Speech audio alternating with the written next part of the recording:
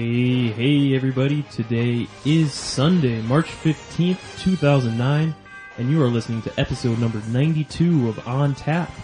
I'm your host, Dale Coulis, and alongside me today, making his third ever appearance on the On Tap podcast, is my good buddy, Matt Koller. Welcome. Hello everybody, good to be here. Now, anyone who grew up in the early to mid-90s, hopefully this opening theme struck a chord, and you recognize it as the kick-ass opening theme song to the X-Men animated series. Gosh, I know, heck, we're just jamming out to it earlier today. Which I might add actually comes out on DVD finally next month. The whole series? 2 volumes, which I believe it's like 22 episodes each volume, so it's like $20 a piece, so not a bad deal. I can see myself getting those. But, of course, we wouldn't have that as our theme if it wasn't for a special occasion.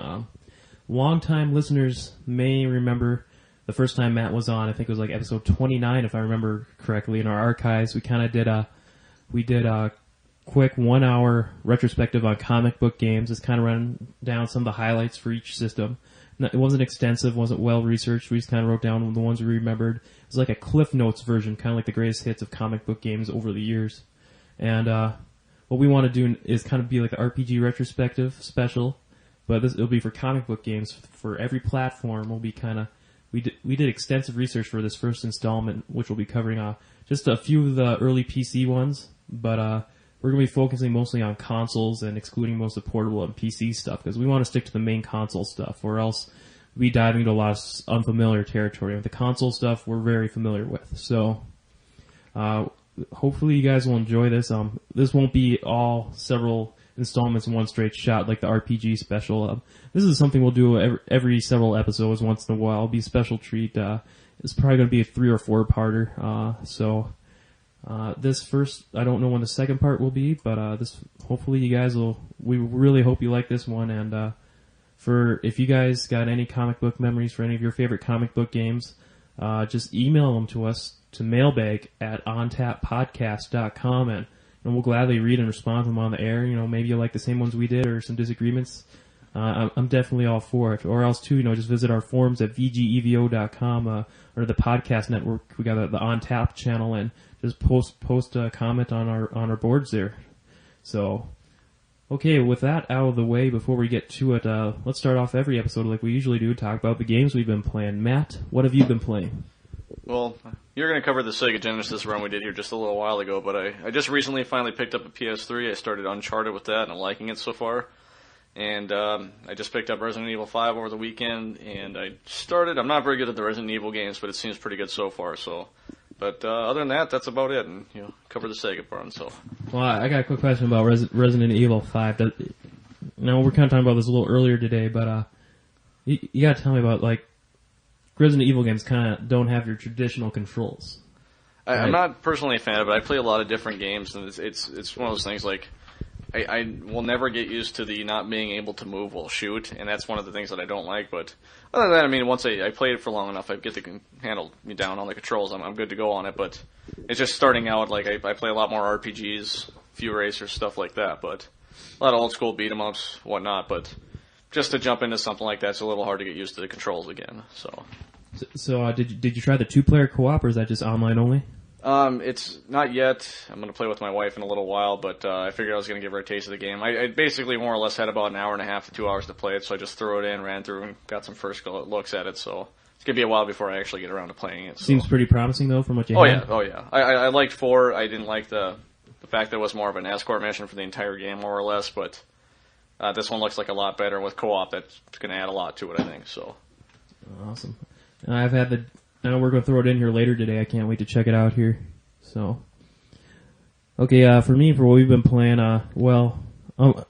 let's hear about last weekend. I was down visiting Matt here, and he lives about an hour away, and I didn't keep a good eye on the forecast, I guess, for lack of a better words. I checked our local newspaper website, and it just said snow developing. Oh, okay, that's flurries. Little did I know it ended up being like 10 inches of snow over the course of 2 days. But I think we made the best out of a worse situation, and we kind of went on a good romp through some 16-bit games, a lot of side-scrollers, a lot of comic book beat-em-ups, and I'll probably save discussing those to when we for the next installment, which will be the 16-bit comic games. But just a quick run down some of the ones we played. X-Men 1 and 2. Punisher, yep. Captain America, The Avengers. I'd say our yearly Punisher run. It seems like once a year we end up playing through that, and the same with Captain America and The Avengers. And we can never beat freaking Captain America and The Avengers. Get to the Red Skull. Mocking this every time. Get pissed off. Pissed off. In Punisher, we can beat it on almost every mode, but we get to the normal mode, we finish it, and it gives you the try the hard level for extra ending, and you always get that going. And we can't finish that one yet, but we'll be working on it sure next year again. So definitely, one day. Heck, we could just YouTube it, but that wouldn't be fair. That takes the fun out. There's no challenge to that. You don't feel like it accomplished anything, but. If it was like an impossible game where I knew I wouldn't play it again, maybe I'd do that. But for one, you're just on the grasp, on the cusp, you have it in you. No.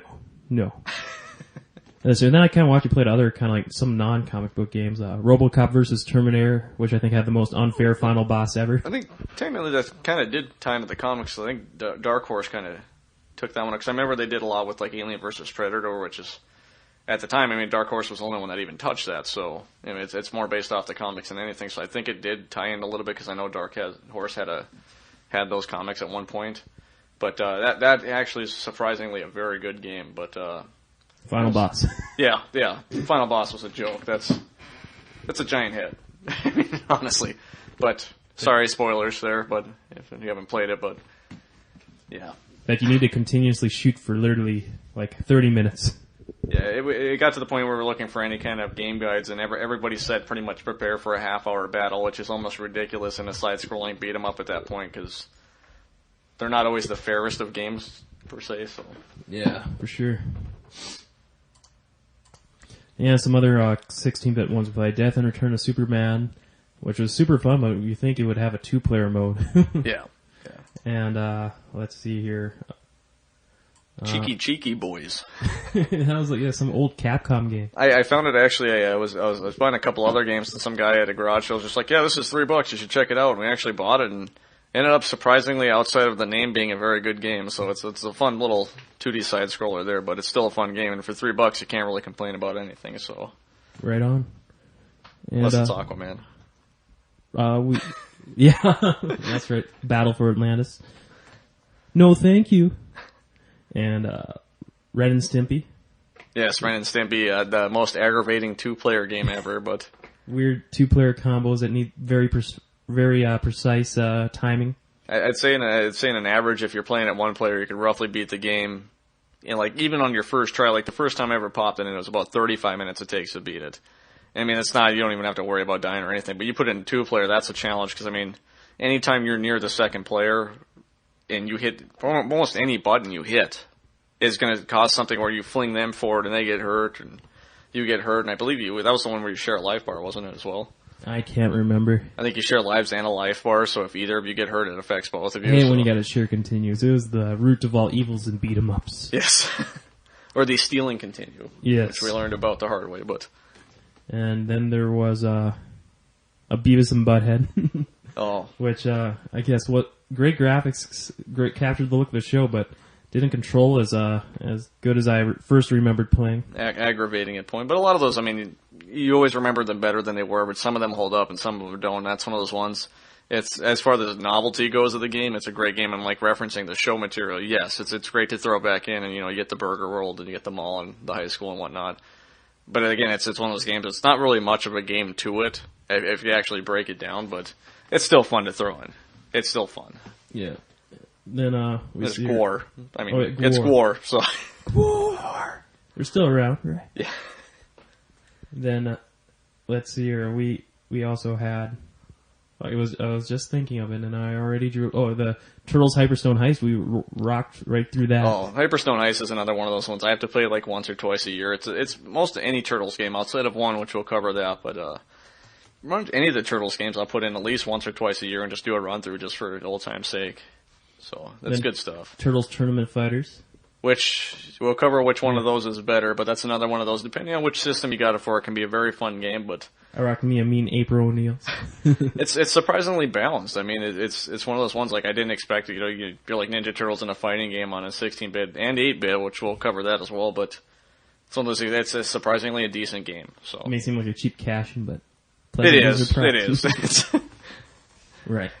Okay, then I think we finished off the marathon with, well, I remember I watched you beat Super Mario RPG earlier that day. Yes, I actually I put in about 40 hours into Super Mario RPG, and I got to the final boss about 4 weeks ago. It was now, and I just got clobbered by the guy, and then I'm just like, "Hey Dale, it's like I can just show you the end real quick," and I sat down and I just suddenly realized that I'm actually starting to win the battle, and all of a sudden 20 minutes goes by and I'm done with the game, and I'm just like, it's one of those things I accidentally beat him more or less, but because I didn't level up very much in the game, I did just bare minimum to get by, but. And I think you're down to like the last of your health power-ups, right? Which in a way, I mean, that to me makes RPGs more exciting. If you sit there and grind, forever, you know you're going to be the last boss. But it's one of those things, if you do the bare minimum leveling, it makes the game ending a little more exciting. I mean, you don't know if you're going to beat that guy or not, so. Adds a little more intensity.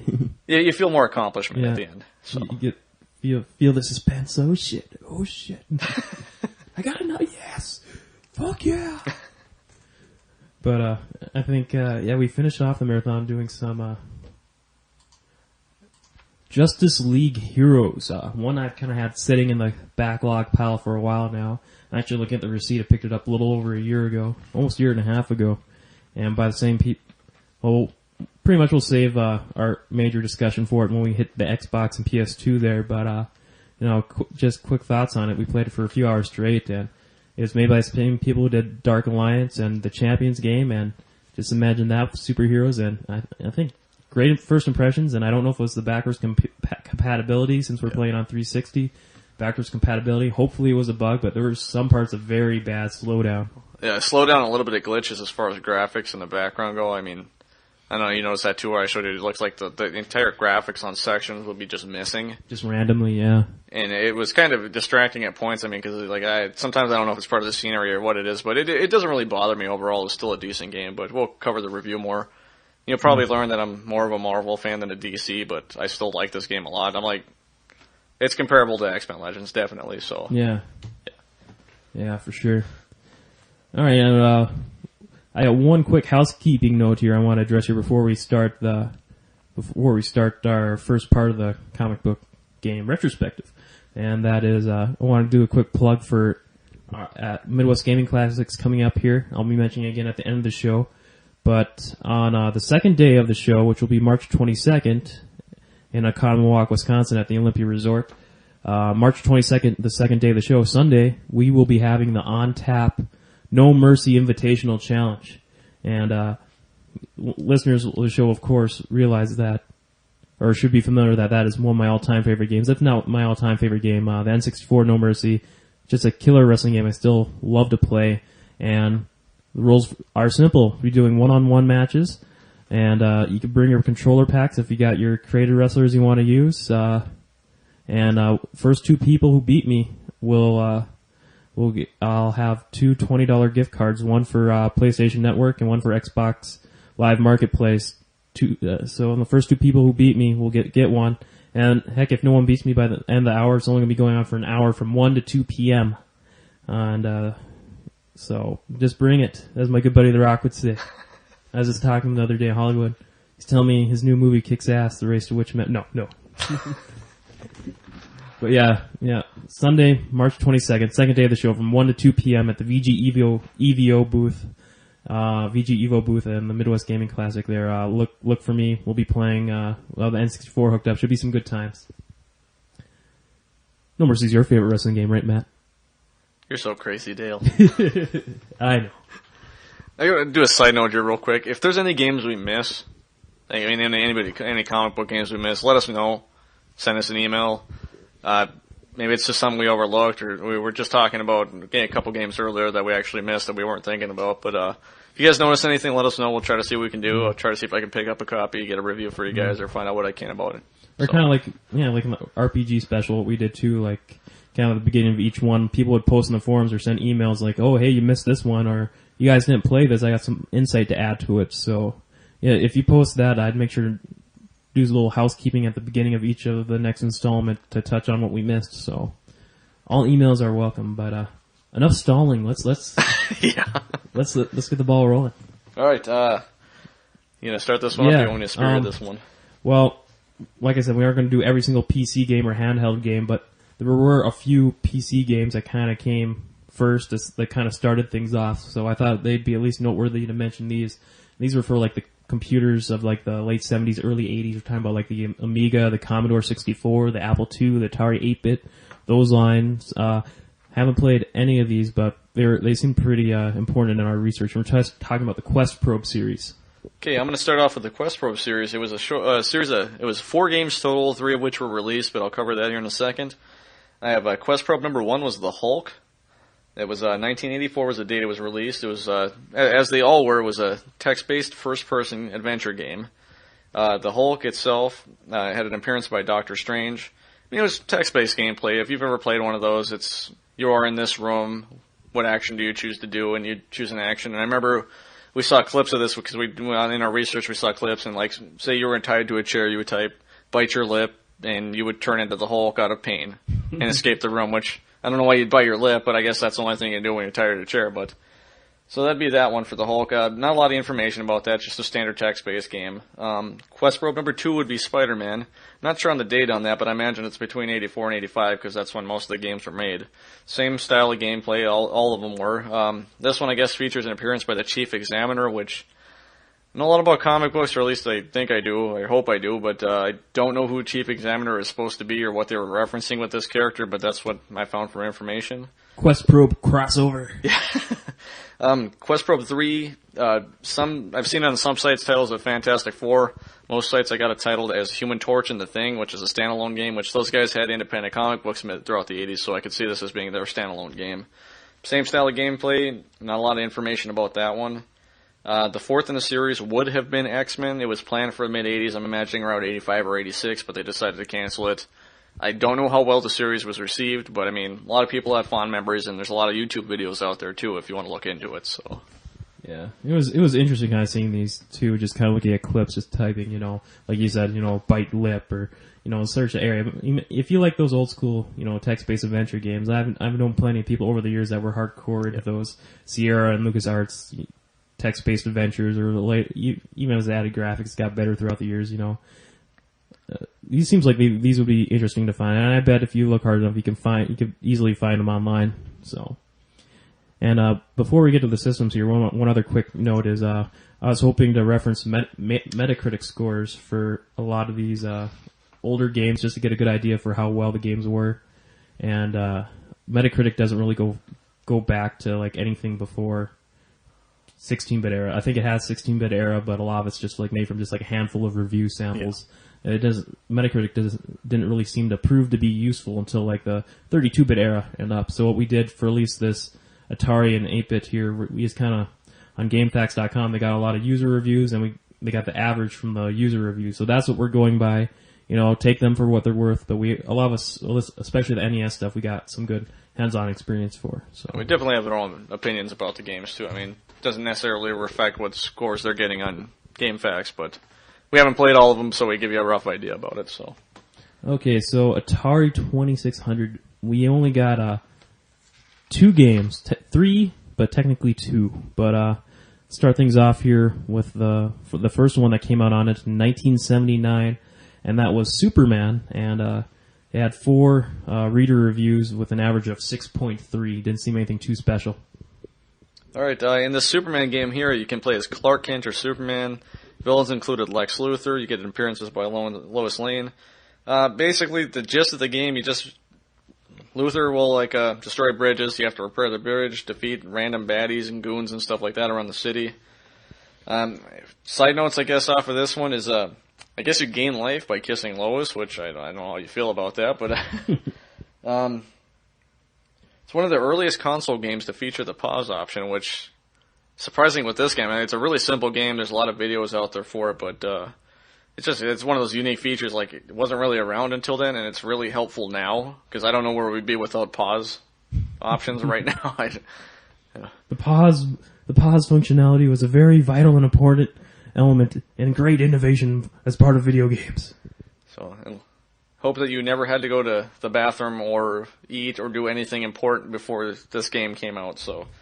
Another side note I guess we kind of both agreed on is this is one of those games that's better with the sound off. Yes. If you got some CDs going or some radio you can throw on, just anything but the game sound would be preferable. Or a CD with a Superman theme. There you go. Yeah, that'd be your best option right there. But. Yeah, I didn't. And if you want to see, go to Angry Video Game Nerd. He covered this. Yeah, yes. he provided us some very useful research for this. Him getting pissed. And he also got pissed at this next game for the Atari 2600, and that was Spider-Man. Just Spider-Man. Came out in 1982. Had an average of 8.0 from 2 GameFAQs reviews. Basically, this gameplay, you just climb a skyscraper, just one single skyscraper, while defeating bad guys on the way from what I've seen. Basically, your goal is the Green Goblin set a bomb on the top of a skyscraper. You have to get past him. And the bombs he's dropping to the skyscraper to destroy the super bomb, quote unquote. And that's about it to the game. There's not a whole lot going on here. It's one of the old games. As Dale mentioned, there was a Angry Video Game Nerd review on that one, which wasn't too kind to it, but when is he too kind to games? But a side note of that is we also saw a guy do a review on YouTube where he didn't seem to have that many problems. Beat it like 5 times in a couple, like about 30 seconds, I'd say, so... And comparing the two, I don't know who I'd trust more, but this guy obviously made it through with no problem at all compared to the AVGN's review of it, so take that for what you will. It's a pretty basic game, all in all. It seemed like the developers may have been a little inspired by Donkey Kong for this. Same kind of premise, get to the top, each level gets a little harder, so... I can see where the webbing is kind of tricky to, you have to grasp on a building, which is understandable. I mean, you have to, so you can't grab in air, which some of the later games will deal with that issue, but... Yeah, like, I'm actually surprised, kind of like, considering it was an Atari game and had webbing functionality, as simple and primitive as it looked, I thought it'd just be when I first heard this existed, just like a very basic 2D side-scroller. Yeah. Well, I guess those weren't even that common back in the Atari days. But I mean, it's a basic game, but then again, what Atari isn't a basic game? I mean, it wasn't bad for what I can see. It looks frustrating, but most of them were frustrating, so much more into that game, but... The last one I got for Atari is The Incredible Hulk, and that was actually canceled. So I don't even know what they could have done with The Incredible Hulk on the Atari, in all honesty. One big green pixel. Would he punch rocks or tanks? One big green square. And then turned a little... Purple pants. Yes. Purple pants. That's pushing the limits. Green and purple too much at one time, so... when you get the little Hulk sound effects, it'd just be the trademark Atari...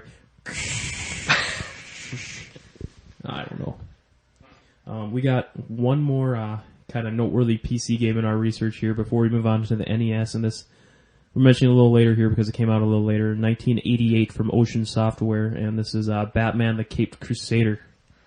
Okay, this game here was a side-scrolling action game, kind of an old-school beat-em-up. It actually was 2 separate adventures in one game, and depending on which game you were playing, one villain was the Penguin, the other was the Joker. It was praised for its graphics at the time, and from what we saw of it, it looks kind of like comic book panels as you go throughout doorways. And actually, really good-looking game. I mean, I was surprised with it for its time, and it actually, I might actually try to hunt this one down. I've never played it. I didn't know about it until we started doing this, but, I mean, the graphics on it are pretty impressive for its time. It looks fun. I mean, that's all I can say about it. I don't know much about how it plays or reviews or anything like that, but it just... At least from the YouTube videos, they look pretty surprisingly detailed and well thought out. So... Not too much on that one. I mean, I haven't heard a whole lot other than what we found out about it, but I've never played it and I want to play it now, so that about wraps that one up too. So, all right, let's move on to the NES here, and these aren't really in any aren't really in any particular order. Somewhat alphabetical order, somewhat yearly order. I don't know. Let's get to it. We got a trilogy of Batman games here. The first one, just plain old Batman, 1989 from Sunsoft, and had an average of 7.4 from 20 reviews. Okay, this Batman game was inspired by the movie. It was actually released for, we got 8-bit, 16-bit, and many other systems. It's kind of like one of those major releases, like, kind of not so common then maybe. I don't know how common it was back then for them to do a movie game on every platform. I mean, now you gotta come out, like, it's on everything that you can make games for. They make the movie games for just to sell as many as they can, but... the 16-bit version... Not much has changed. Yeah. The 16-bit version of this, the major differences between the NES 8-bit version and the 16-bit is there's extra memory, processing power, and graphics are better on the 16-bit. The main villain is a Joker, and it's got pretty much all-around good reviews. And the sound is great. Like, that's one of my favorite things. And I played this as a kid. I don't know if you played it as a kid, but I played the just plain old Batman on original Game Boy. And I'm pretty sure that was a completely different game. Yeah, I played this as a kid and I loved it. I mean, it's one of those old NES games you can go back and throw, and it's still responsive. The graphics are decent for what it was.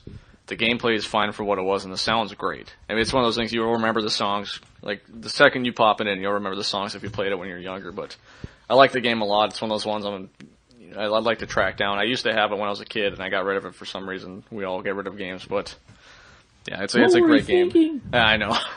I needed the allowance money. The second Batman game came out in 1991, also from Sunsoft. And I got Batman: Return of the Joker. This one averaged a little better, 7.9 out of 7 reviews. Okay, this one is obviously a sequel to the first Batman game. It's a little more closer to the comic book than the movie was, or than the first one was. It doesn't run so much to the movie.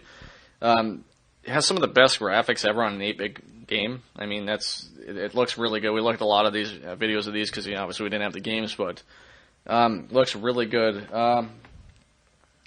Basically, the storyline kind of runs common with the Batman games. As Joker escapes from Arkham Asylum, tries to send Gotham into chaos. It's a general side-scrolling action game, just like the first one I think just like the third one is as well. Excuse me.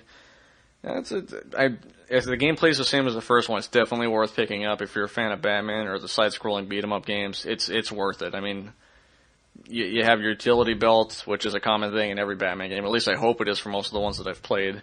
You get an assortment of weapons, batarang, stuff like that. So it's a good game all around.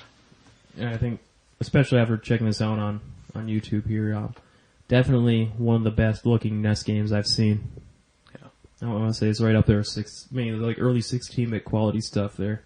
Just surprised what they're able to muster out of the NES. Yeah, I don't know as far as difficulty goes, but the first one, I mean, like, as a kid I had trouble with it. I don't know about now. I haven't played it recently, but I mean, it's one of those things, difficulties aside, it's good stuff, so. Alright, and then for the last Batman game on the NES, we got Batman Returns from 1993 from Konami. This one, 6.3 out of 4 reviews. So, Matt, what do you got on this one? Okay, this one also has many different versions on many consoles. I mean, Batman Returns at the time it came out was everywhere. The advertising was all over the place. I mean, I remember reading comic books as a kid. It was like every comic book that came out for the first half of the year was movies coming out had advertisement for Batman Returns. It was just all over the place. So, I mean, another one of those games they tried to crank out every console, whatever they can get it out. Just like kind of like nowadays, like last year we had Iron Man, the Hulk, and I remember seeing ads for those games. It was like any system that was out right now on the market that you could buy the game for it. So, yep. This is another beat 'em up. From what we read, it was closer in style to Double Dragon. It Limitless continues. You could drive the Batmobile, the Batmoboat. Obviously, if you've seen the movie, Catwoman and the Penguin are in it. Basically, that's all I have for that one. So we'll cover that one again probably in the 16-bit era. So, yeah. Okay, let's move on to some Marvelness here. We got Captain America and the Avengers, and this is actually really different from the popular. When we found some footage of this, is actually pretty different from the games we played on the Genesis, and this one came out in 1991 on the NES and had a 6.3 average out of 3 reviews. And it was a Data East that released this one. Basically, one of the main differences I saw is the 16-bit's a 2-player beat 'em up, and this is still a side scroller, but I mean, graphically and play wise, it's a lot different. It's more of a traditional side scroller, less Double Dragon, more just single player. I don't know if the full title is Captain America and the Avengers, because I've seen it referred to as just Captain America, so if you ever go searching for it, I've seen it as just Captain America. From what we got, the playable characters, Captain America, Hawkeye, and I believe there were some other ones, but we can't get too much. Villains are Red Skull, Ultron, Crossbones, and Wizard, which Red Skull, Ultron, and Crossbones are 3 of the mainstays there. Basically, the story is Iron Man and Vision are kidnapped, and like the Wasp makes a cameo to help you out. He's kind of like your assist character. Kind of Vision and Iron Man are in there. And then you just battle goons to rescue the characters there, and basically they get kidnapped. You got to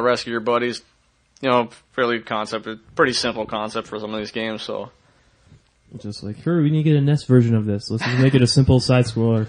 Put 3 monkeys to work on it. Go.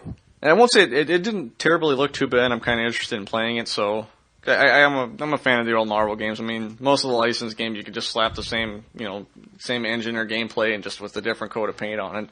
That's a lot of what they did, especially with the Turtles game. It was basically the same game with different villains thrown in it. Most of the time, different villains, but we'll cover that too. So true. All right, this next one we got. It's of course my favorite comic book character. And I was just excited to play this when I first got my hands on the NES. Talking about Punisher 1990 from our, as you'll find out later to discover from us, our favorite video game publisher on the NES, LJN, subsidiary of Acclaim. And this game actually it did okay. It got 6.3 average out of 4 reviews. And Matt, if I can take it away here, since I just was a big Punisher nut. This one was like a weird ass kind of like, I want to say, combination of a light gun game where the screen constantly scrolls, but you still kind of see the Punisher on the bottom for whatever reason. And it was kind of a little difficult to maneuver Punisher on the bottom with the D-pad, and then maneuver his cursor and try to dodge the bullets. And it was kind of a mess, but it kind of worked too. It doesn't. Yeah. I mean, it was fun. Like, if it had just been the cursor, that'd have been a completely different game and a much easier, but... Kind of like Lethal Enforcers on like Genesis. Yeah. And instead of just, you're trying to aim the cursor and watch your character, and meanwhile you're just getting blown away as it's going on, but... And one lesson to learn is you do not shoot the sax player. He takes up, what is it, like a quarter of your life? Or I don't want to say like half your life, yeah. And you have no music after that, which... Yeah. He's the only background music. You got anything else to add to this one? You want to cover it pretty much? Yeah, kind of a game that actually reminded me a lot more of is not Lethal Enforcers, but Operation Wolf, where the screen's constantly moving, but you actually see your dude on the screen for whatever reason. Yeah. But this game ain't as good, and it's only 3 levels, and some of the villains include the Kingpin, and that dude. Who was that dude we faced in the helicopter again? Was that a major villain? I don't remember. We actually found it was more than 3 levels, remember? Oh, yeah. Because I somehow made it past one of the levels, which we hadn't done before, because we went through and played it. I played through this a couple times, but I mean, it's just, you're getting creamed in this game. Yeah. And I actually managed to make it through one level where I'm fighting a helicopter, and basically, by the time I got to the end of the first level, I had nothing left in lives. There's no continues or anything, so we made it through that, but I don't know how many levels there are, in all honesty, past that. So we know there's at least 4. What we can assume of, and then Kingpin's in there somewhere, so... I guess one other quick note is, for Christmas, actually, my brother hunted me down the Game Boy version of Punisher, which plays just like this, but it also has Spider-Man as a guest star, as a cameo appearance, and I only mention this because I thought we had troubles on this, and this was hard. For whatever reason, the Game Boy version is just ridiculously hard. I'm not kidding, folks. You use all 3 of your lives within 2 minutes. You can't even make it that far in the game. For whatever reason, they just load the screen up with enemies.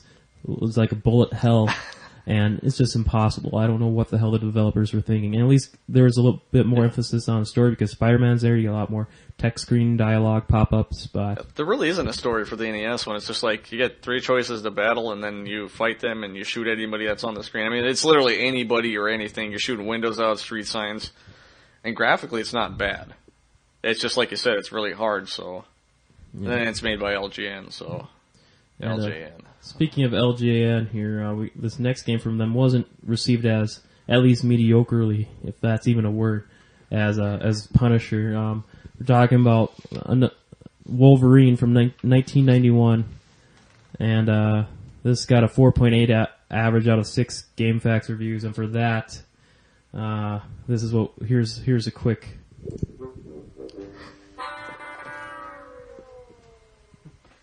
Hopefully that came through. Basically Wolverine's a side-scrolling action game, as most of the comic book games seem to be. I mean, a lot of them were that back in the day, but enemies include Magneto and Sabretooth. You get appearances by Psylocke, Havoc, and Jubilee, which Havoc is actually a surprise like that, because I don't usually show him too often, but it's another one of those things that kind of has something I don't care for too much. Anytime you use Wolverine's claws, it depletes energy. I hate that in like the beat 'em ups. Like if you want to use your special attack, it uses a chunk of your energy. Yeah, and it's his claws aren't really a power, so I'm not going to argue that just because I'm not going to argue that. But I don't understand why they do that in some games. But if you have special moves, I could see that. But he does have regenerative health. But some of the early games where you have Wolverine with regenerative health goes very slowly. That's pretty much all I got for that one. I played it. We actually found a copy of it recently, and we haven't had time to go through it yet. But I was debating on picking it up today too. I saw another copy for sale used today, but after seeing the YouTube footage and just kind of skimming through some of these reviews, it was just hard to. I couldn't. I'm bring gonna end up myself picking to. it up. It's one of those. It's $8 on the NES, and I'm like, I kind of collect these games, so it's one of those things. Like, I'll let you guys know later on in the show if I can pick it up here anytime soon, and we'll go from there on that. So, Right. Well, unfortunately, this next game, also from LJN, didn't fare too good. Talking about 1989, Uncanny X-Men. alright, your main characters in this game, your playable characters, I should say, are Wolverine, Cyclops, Storm, Colossus, Nightcrawler, and Iceman. Your main enemies in the game are Boomerang, Sabretooth, Juggernaut, White Queen, and Magneto. There's 5 levels, and it is a giant pile of crap. Yeah, we actually played this. I had this when I was a kid, and I'm a huge X-Men fan. I've been since I was young. It's one of the first comics I collected. And, you get the game. The cover art looks awesome. It's actual X-Men cover art. I was excited to play the game. I pop in my NES, and I don't know how to play this game. I don't even know how to describe it, how awful it is. I'm like, just look at the YouTube videos of it. It's like, you can even have a 2-player co-op mode, which made it even more of a mess. I mean, you got, how the hell can they consider this an X-Men game? You got two. They don't really even look like that. I mean, they might have the same colors. Like, yeah, little blobs. Iceman is like bluish white. Colossus is red and gray. And I mean, it doesn't look like any of the characters. It's just kind of shapes with colors on them. They shoot blocks. I'd almost be willing to say it was almost Atari graphics on an 8-bit system, but beefed up Atari graphics. I don't know what the villains are. I know there's bosses. I've never seen one. I don't think I've ever even finished a level in it. I got a list of some of the bosses, Matt. We covered the bosses, but I've never seen one. Oh, okay. Yeah, we never made it that far. It's one of those things from what I've read, basically they set up the levels kind of, there's 2 paths to choose from. If you choose the wrong path, it starts you off at the beginning of the stage. If you choose the right path, you'll come to another point where it'll give you 2 more choices. And so it's a complete game of trial and error unless you have a walkthrough to do, which I don't even care to do the walkthrough. It's just a painful experience. The game sounds like garbage. Yeah, the music was just seemed like something that would come out of like a 2-year-old preschool game or something. It's like a sound effects generator game. It's pointless. The gameplay is horrible. The graphics are horrible. The concept, I don't know how they screwed this up. I don't know, but LJN, they have a history of not being that great. So I can honestly tell you, I had this when I was a kid. I hated it then. And for the sake of doing research on it, I bought it again, and it was only $5, so I'm like, I can't get too upset about it, but I get angry. Your wallet got upset. Yes, it did. I get angry playing this game, and that's rare, and not because it's difficult, just horrible. So if you ever have the time, look it up on YouTube. Just watch the video of it. Don't waste money buying it unless you're a collector of these kind of things. It's just awful. Save your money. Don't. I mean, what did you do? You saw a little bit of it, Dale. I mean, I played it with you too. Kind of agree with me on that, or? It's like your characters die. You don't even know how they die. It's just everything seems off. You do have a health bar, but you have to push start or select. I can't remember which one it was to find out how much health you are. It's not on screen. There's no HUD. The power ups. I don't know what helps you and what hurts you. One of them, like, you freeze in place. I have no idea. I don't care to look into it enough, honestly. But I got to stop with that one. I could bash that one all day. So. Let's move on. This next game seemed to have fared a little better, and here's a random factoid. Well, let me name the game first. So we're talking about Teenage Mutant Ninja Turtles, 1989, from Konami and Ultra Games. Well, Konami released it under their Ultra Games label. It's got a 6.4 average out of 30 reviews, and here's a fun fact that actually I was just stumbled upon the other day, actually. I was actually reading the latest issue of Nintendo Power, and they had their Nintendo Power Awards, and they got a list of like their Game of the Year winners. And believe it or not, this was the 1989 NES Game of the Year. So take that for what you will. I highly disagree with Nintendo on this. Must have been a bad year that year. Yeah, but then Batman came out that year, didn't it? Well, I don't think there was like a major Mario or Zelda release, so they had to pick something. Well, let's see. Basically, this one's a single-player platformer game. All 4 turtles are playable at all times. Your villains are going to include Bebop, Shredder, Foot Soldiers, Mousers, Rocksteady. And also flying bats. Yes, and leg creatures. Some stuff that you wouldn't necessarily relate to the turtles. Yeah, the Angry Video Game Nerd will cover the Burning Man, I believe he covered on that one. So, things I kind of made a note of mentioning is the Hudson River stage.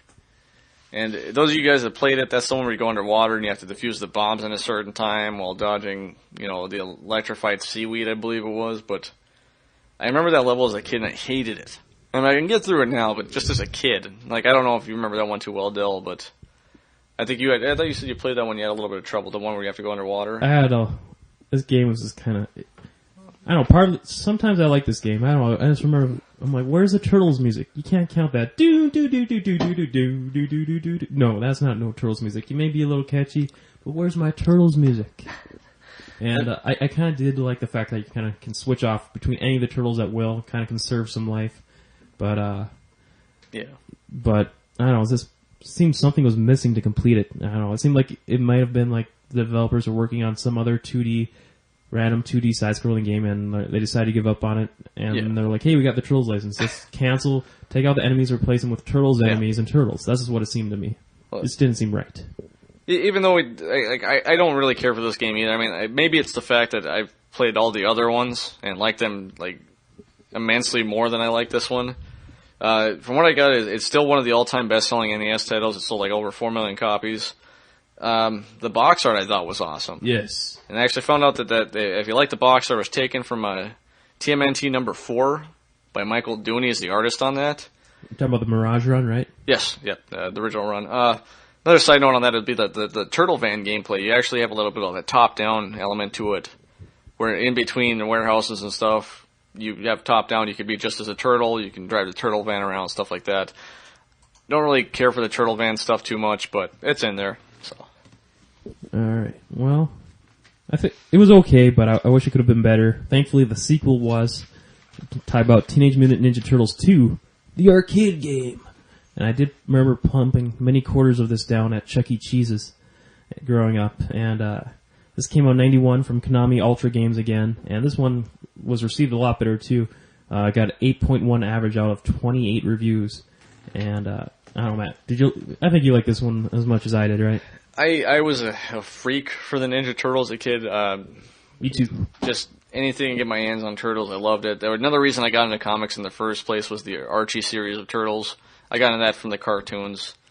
I started with that, X-Men, you name it, but it's pretty much a port of the arcade. It didn't get dead on. I mean, it for what it had, it was graphic-wise, it wasn't the arcade. But, the gameplay was exactly the same. The storyline was exactly the same. Graphics were lost a little bit. Well, it's the NES. It was going to happen either way. So, but I thought they got the look down as good as they can. Yeah, as good as they could for the NES compared to the arcade. It was good. Still remains side-scrolling beat-em-up, just like the arcade was. It was based off the cartoon more so than the comic books. Yeah. Up to 4 players. Basically, the main story is Turtles must rescue April and Splinter from the clutches of Shredder. Your bosses include Shredder, Bebop, Rocksteady, Baxter Stockman, Krang, and then 2 that were just in the game, Shogun and Tora.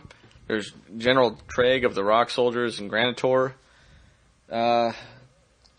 Many foot soldiers. Yes. In this game. Many different colored foot soldiers. Yes. What was your favorite colored foot soldier? That's actually the NES game. The next game coming up, I'll reveal that one. But what's yours so far? Well, I forget which one was unique to each franchise, but something about the white ones, the ice ones. I don't know, the white foot soldiers. Yeah. Another side note on this one too is this one had a product tie-in with Pizza Hut. And a lot of boxes would be Pizza Hut signs in the background, which didn't bother me. I'm just like, it's the Turtles and it's pizza, so I'm like, I'm not going to complain. I love Pizza Hut, and it's one of those product placements that fits. That works. Yes, and you get them playing when you're 9. Mom, let's get some Pizza Hut. Yes, it worked. I wanted pizza. I still want pizza. I want pizza now, and I want to play Turtles. So either way, well, we're gonna pause so we can order. It's one of my favorite games of all time. I love the Turtles games, so that's positive for me. So. Yeah, let Dale jump on to the next one. I'm right with you, man. I loved going through this.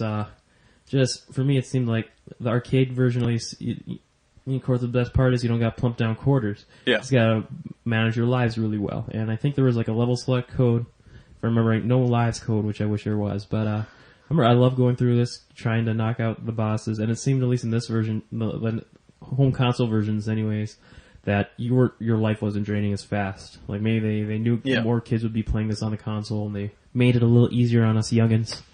And I don't know, just so much fun. And as a matter of fact, this game is also, the arcade version is a downloadable on Xbox Live Arcade. For just $5, you can download it. It has 4-player online support. But one thing I did find out, which was just ridiculous, was you go through lives fast. And that's why I said... They'll support this on the Virtual Console. I think pretty much all the systems have it now. This is on Virtual Console too now? Okay. I think it was the last time I checked. But another thing to mention, though, is for the new versions, they lost some of the copyright. So it's not, they don't have some of the voices back, and some of the music has been changed. So, I mean, if you have a Nintendo still, you can get a copy of Turtles 2. It's not that expensive, at least from what we found. I mean, I don't know if you guys have used game stores around you that still carry NES, but we found a couple copies, and I think it was under $20 you can pick it up. But if you can get it for the Virtual Console, it's $5, it's cheap. They did change some of the stuff, but I mean, honestly, unless you're hardcore about it, it's still worth getting that one, so. Yeah, highly recommended. And I highly recommend the sequel here, Teenage Mutant Ninja Turtles 3, The Manhattan Project. 1992 from Konami, got 9.3 average out of 19 reviews. That's just gotta say awesome. Yeah. This one I have to say is my favorite one. I'll go into that a little bit later. We'll go some of the information. Once again, this is another 2-player beat 'em up. Yeah, just 2 players this one. For whatever reason. Boo. Basically, the Turtles are on vacation watching the news, where April's on there. Of course, they got that nice little story in there. No, she's just on the news saying, "I'm here at the Statue of Liberty." Just enough to get kidnapped, yeah. Shredder shows up, kidnaps April, and no real motivation behind it, but I guess he raises the island of Manhattan, and then the Turtles follow suit to defeat him. You can play this game with or without friendly fire, which is nice. I love 2-player games. I don't necessarily like the friendly fire, like the fact that if I'm even close to the other player, I can damage them, because that's kind of, I don't even know why you put that in the game. I don't need that extra difficulty. It's fine without it, but each turtle has a special move that takes 1 health point. That's got that special move that depletes your health. It's kind of annoying, but at the same point, if you need it, you need it. One of the things that's known about the game is it recycles a lot of the previous villains. Like, you're always going to have Shredder in your games. You're going to have your Bebop and Rocksteady, but... Excuse me. No, yeah, this one mixed it up a little bit, too. And, like, it seemed like I got a list of the bosses here, too. Besides, like, some returning ones like Bebop and Rocksteady, we also got, and Shredder. We also got Super Shredder as the main boss. Unfortunately, Kevin Nash isn't portraying him, doing the awesome job as he did in the Turtles movie. But we also got Toka, Leatherhead, Mother Mouser, Dirtbag, Slash, Ground Chuck, and Krang. And Razor. Yep. And you'll notice Toka and Razor in there from Super Shredder, so this was around the time of Turtles 2, the movie that it came out, so they tried to get those guys in there. Other side note is they got Best Game of 1992 by EGM. And like I said... Best NES game. The NES game, okay, yeah. Like I said, this is my favorite out of the Turtles game. It's the last NES one outside of the fighting one, which we'll cover that as well. And it had your favorite ninja. Yes, my favorite ninja in this one is actually, I believe, was yellow, wasn't he? In the very first stage. Kind of like a clayish color. Every one of the foot soldiers had their own unique, whether they had nunchucks or a sword or something they use. Well, the first level, he throws sand in your face, and for some reason, this strikes me as funny that his ability is to throw sand in your face, and that's, like, everybody else has a weapon, or throwing stars, or boomerangs, or except the purple ones, they're just shrubs. Yeah, this guy just throws sand in your face, and to me that's hilarious, but, yeah, I just love that guy. It was cracking me up when we were playing the game, so. It's like the equivalent of Dan in Street Fighter. He has the wimpy Hadoken, and now we got freaking the yellow foot ninjas who just throw sand in your face. I think I would have laughed hard if they kicked the sand in your face, but no, they actually scoop it up and throw it in your face, so it's pretty good times, so. Highly recommended. I actually found this copy about a month or two back at our local used game store. I guess for whatever reason I thought it used to be kind of rare, hard to come by, but I found it for just $12. I think I waited about like 2 or 3 years. I had it on reserve for whenever it ever came in, so I waited quite a while for it, and Dale just walks in and finds it, so. Not really fair, but it's alright, we both have it, so we're in good shape, so. Yeah. Or Virtual Console, there you go. If it's there. I don't think it is on the Virtual Console. Not that one? Okay. It should be. I Alright, there was one more Turtles game on the NES, and we kind of alluded to this earlier. Talking about Teenage Mutant Ninja Turtles Tournament Fighters, 1994 from Konami, and this was actually the last game Konami released on the NES for a little random factoid. Got a 6.0 average from 3 reviews. From 3 reviews, and apparently this one was a little harder to find. I have yet to actually remember running across a copy. Yeah, I knew it was out there. I haven't come across it, and I'll give you some information. We're going to obviously cover the NES version. There was 3 versions. Each system got its own: the Genesis, the Super Nintendo, and the NES. Each version had different heroes and villains. Not all of them, of course, but your characters included for this version the 4 Turtles, Casey Jones, Hothead, who some of you guys might not be familiar with. He's also the cover character, and Shredder is also in this game. See, the Turtles do not wield characteristic weapons in this one, and I think there's actually a thing where you can throw fireballs, but you actually have to pick it up. But Hothead's more of a comic-related character. I remember reading about him in the Archie comics. He's kind of a dragon. But one thing I have to say about this game, it was a limited fighter, but it was very balanced, and I think it was good for its time from what I've seen of it. Yeah, I mean, fighting games were really breaking out this time, and it seemed like they were designed for the 16-bit system because, NES, you only got 2 buttons to work with for what they managed to get out of it. Yeah, I mean, a lot of 2-player fighters on the NES just did not, after you play the Genesis and the Super Nintendo ones, it's hard to go back to those. But this one actually stands the test of time and looks really good for what it is. So I mean, it's no freaking Street Fighter or anything, but well, Street Fighter on the NES wasn't great either. Well, so. that was a completely different game. Yeah, but I mean, for an NES game, for an NES fighter, it's good stuff. So yeah. I don't have a lot to say on this one. I haven't played it yet. I mean, if I track it down, I'll see what I can do. But when you track down footage from YouTube and just reading the reviews we found, it surprisingly decent. I guess is as mildly glowing praise we'll give it. All right, next one is Silver Surfer, 1990, from Software Creations and Arcadia Systems, and this one it got 6.0 from average from 7 reviews, but I think we can safely give our collective thoughts as a... That'll never get old. I hope some of you have played this game, and then again, I don't wish this upon anybody. It's a side-scrolling overhead shoot-'em-up. It kind of switches back and forth depending on what areas you're in. Yeah. There's 5 areas to go through. There's 5 worlds, or say. There's 3 sections to each ones. Basically, to give you kind of an idea of what it's like to play the game, I mean, graphics aren't really bad. One thing that could be said is, Angry Video Game Nerd kind of covers this. You can't tell what's in the background and what's an obstacle, and that really, really hurts you in this game, because you got one hit kills you, and you can't touch any obstructions. You can't tell what they are, so you don't know if you're hitting something or if you have to dodge it. And that you can't bounce off the walls. You got to avoid the walls like they're bullets. And like I said, we played through this. You can't tell what the walls always are. Sometimes it's hard to tell. Yeah. Anytime you do die, you have to restart the level. So I mean, no matter how far you get in this, there are checkpoints in certain levels I noticed later on, but I mean, still, it's aggravating is you can't get hit. You don't know where you're supposed to go, and you have to restart every time. So I mean, unless you literally memorize every step of this game, which I would say probably really isn't worth doing, you're gonna have trouble with this. Another really big problem with this is enemies are all over the place. Yeah. So I mean, like enemies, every direction you can move. There's screens like at times where you cannot fire. You can fire in one direction, and it's just they're coming at you from all angles. I don't know if you have anything to add to this. All I got is a list of the villains, I guess, that I found out, like Galactus, Mephisto, and supposedly the end boss.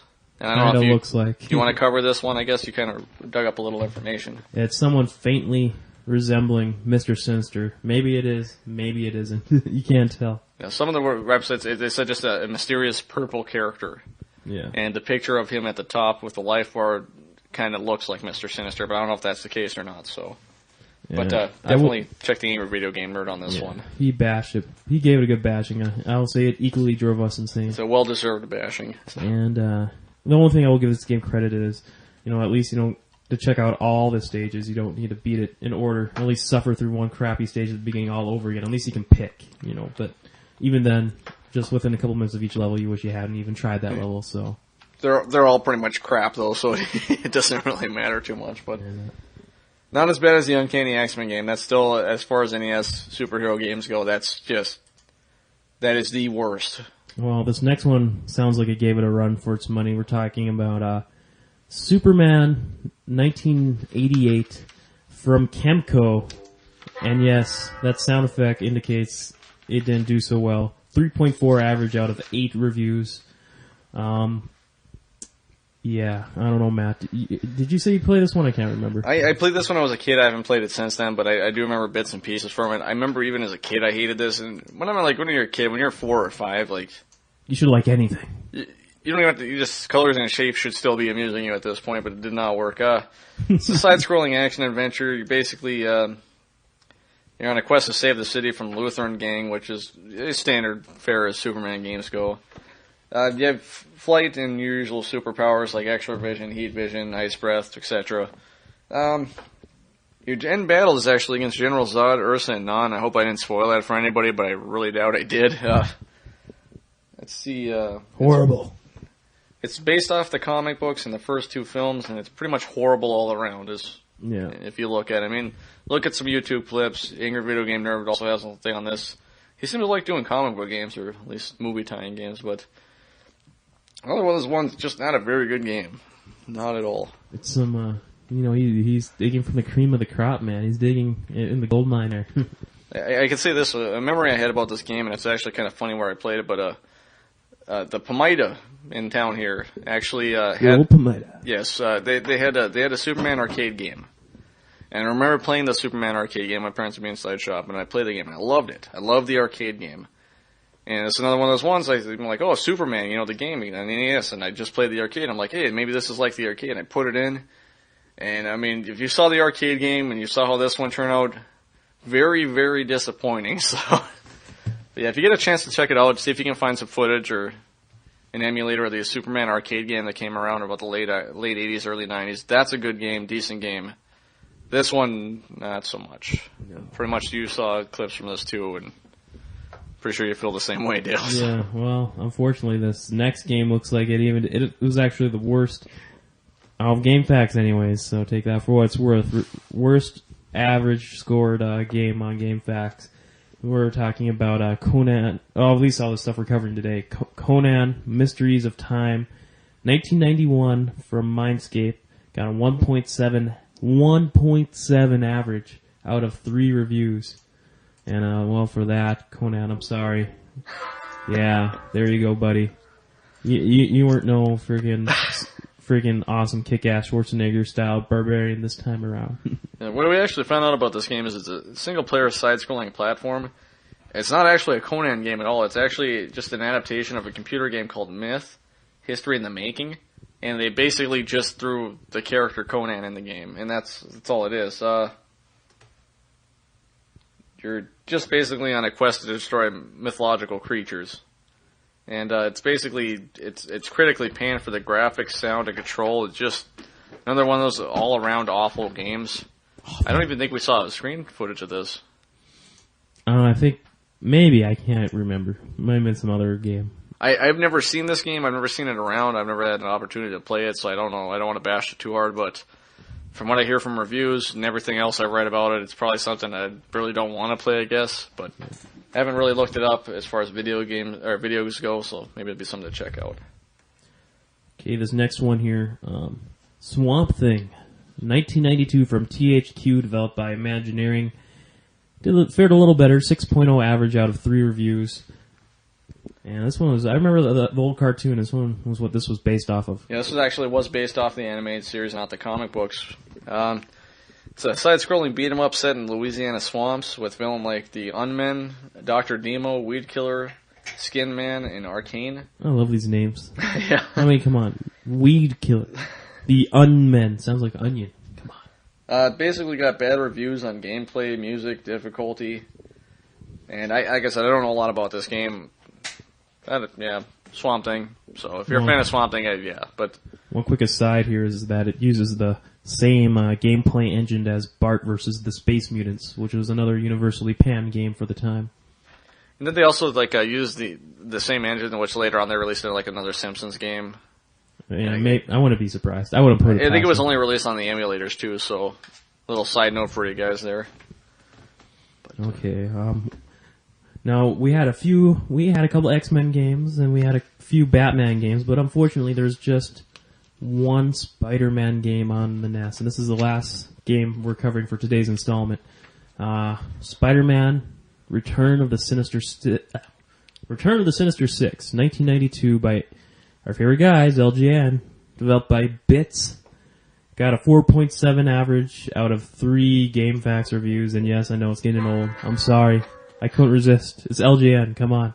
Thank God Acclaim an LGN or not. Well, Acclaim's kind of around now. That sound has to coincide with any time LGN is said, but... Yes. Basically, this game is an action platformer. Sinister Six, if you know the comics, so it's Electro, Sandman, Mysterio, Hobgoblin, Vulture, and Doc Ock. I like to think of this as Ninja Spider-Man. I mean, I put this in for you when I first bought it, and I started cracking up because Spider-Man looks kind of like a tiny ninja jumping around the screen, just the way that he moves. Doing these crazy somersaults. Yeah, the other side of that is the way he moves is not always the way you want him to move, because there's really horrible controls in this game, and it's hard to even hit people. One thing I can say that does happen when you hit people is they explode.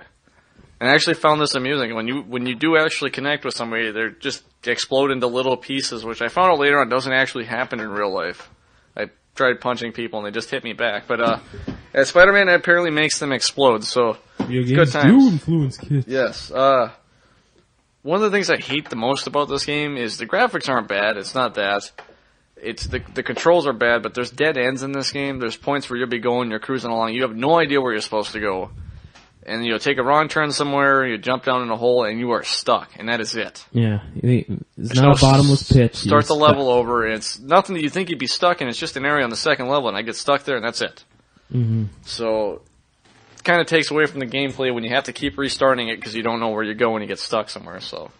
Speaking of horrible controls, one thing I remember when I played this was the way your Spider-Man shoots webbing. He shoots it diagonally, so you gotta jump whenever you shoot to line up your shots. Yeah, it's horrible. At least he can do web slinging, but that's kind of like half-assed too. Yeah. I just like the exploding people in the Ninja Spider-Man, though. That's my favorite part of this game, so. It's one of those things, it's not a very good game, but it's kind of entertaining at the same point, so. So, like, out of this, 8-bit era, Matt, what would you say today stands out as some of your favorites? I think for me, I'd have to say that Turtles 2 and 3 here. Yeah, Turtles 2 and 3 definitely. The fighting game, Tournament Fighters, is worth picking up. If you guys are actually looking to get any of these, I definitely get the Turtles 2 and 3.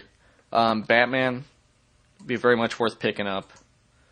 Really, in all honesty, it's pretty much all you need out of these. So you just get the Batman, any one of the Batman games, and any one of the Turtle games, essentially. Outside of that, you kind of want to stay away from the Marvel ones. There's not too many good ones in there. If you're a fan of the character, the fan of the genre, go ahead and give it a shot. I did. I'm just happen to collect these things. I like to play them and go back, get my own opinion on them. But a lot of them you could probably avoid. I'd say just go for the Batman or Turtles games. So yeah, good deal. I guess one other quick aside I want to touch on. We didn't include this in our show prep too, but I think it's worth at least mentioning a few of them. May not all of them, but at least the ones that we remember is kind of like the late '80s to early '90s. There were a lot of kick-ass comic book arcade games. We kind of already mentioned the Turtles, the arcade games, but let's just touch on this. And I think we said Captain America and the Avengers was a port of the arcade game. I never ran into it in the arcades. I don't know if you did. See, I actually played this one. I'm sure, like everybody I've ever talked to has played the Simpsons arcade game. Classic. The double screen, 4 characters, big cabinet, the same way Turtles was. Turtles in Time, which we'll cover that one later in. Turtles in Time was an arcade game? Turtles in Time, yep, that's where that came out of the arcade. I thought it was just SNES. No, that one actually came out of the arcade, yeah. I played that one in the arcade. Basically a 4-player cabinet, the one I played, 2 screens, love the game. Obviously the arcade ones were always going to play smoother. That one's an arcade. Turtles 2 was the arcade. The X-Men arcade, which we actually had in our mall here, I actually still think we do, don't we? No, they took it out finally a few years ago. But yes, the X-Men arcade is one of the all-time classic beat-em-ups. And I got a side note on that, actually. If anybody out there has played the X-Men arcade game, the double screen one, and you notice the animation style is a little bit different and all that, there was actually a failed X-Men animated series that was going to be started in the late 80s, which our theme song isn't for. That's for the 90s Fox Kids one. The badass one. There was one before that they only filmed a couple episodes for. They made a couple episodes for it, and they had a theme song and completely different style of animation, and that's actually what that game is based off of. The game survived, the concept didn't, or the animated series didn't, excuse me. The animation is kind of like It's kind of different, It's a little more faithful to the comic, maybe. Yeah. It doesn't have that cartoony look. So, I mean, there was something behind that, another side story to that, but there also was a Spider-Man arcade game. And I think I showed you a video of that one at one time. I can't remember. But there was a side-scrolling Spider-Man beat-em-up that kind of came out around the same time as all those other ones did. We could look into that later, and I'll kind of show you that maybe after the show, and we can talk about it in the next show, but... Yeah, I love the X-Men games, the Simpson games, the Turtles games. All those, the arcades are awesome. Honestly, if I could find an arcade cabinet, if I had room for one, definitely would pick it up. But Punisher arcade game was... Oh my god, yeah. Which we'll talk about when we cover on Genesis, because that was a port onto the Genesis, but Capcom did that one. Just imagine Final Fight, but with the Punisher license, and it was bliss. I loved it. Yeah. And again, X-Men was also badass. No idea why Dazzler is a playable character in there. It's Dazzler. I mean, you got all the big names in there: Wolverine, Cyclops, Colossus. She was the '80s Jubilee. But now she's back. I know she is back, and Jubilee lost her powers. So I don't keep up with the comics. I'm a nerd. I know. That's all right. We're all nerds here. If anyone who's listening to this and shares our passion for comic book video games, we salute you. I want to thank you guys for letting me on the show so many times here. I've only been on a couple times here, but I appreciate being on the show, and I want to let you guys know that. Thanks for listening, too. So Yeah, I mean, no, Matt, you're like the perfect dude I wanted to have on to this. This has been a long time in the works, too, so we've been wanting to redo our comic special for a long time, so hopefully from time to time, every couple of months, we'll have an installment, so...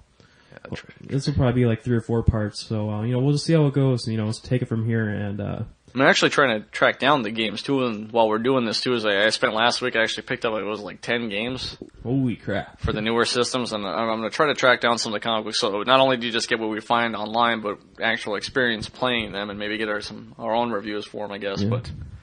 And a lot of these aren't really that great, as we indicated here already. So, we're suffering for them, so you guys don't have to.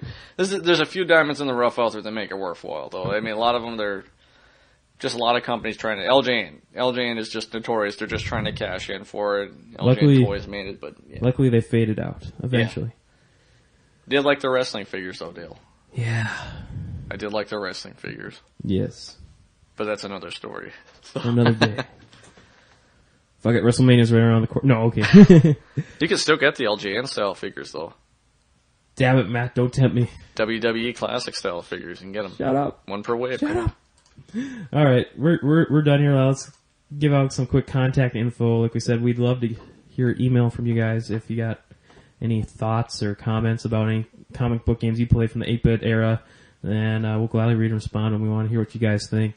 Or you got any holes, you got notes that we get games we missed out on, you guys want to fill in, email address is mailbag@ontappodcast.com, or check out our forums at vgevo.com on the podcast network. We post a new thread for every episode, so easy to find right there. Great community too, vgevo.com. And again, quick chill at Midwest Gaming Classic coming up next weekend, about a week from now, week from today actually. By the time you hear this, should probably be within a few days.